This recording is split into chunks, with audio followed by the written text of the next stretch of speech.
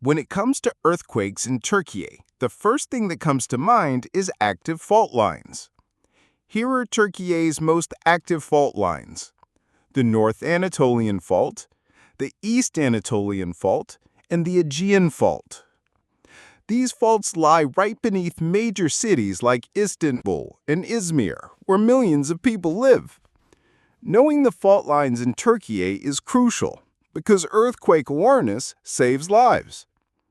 Don't forget to like and subscribe. New facts coming your way every day.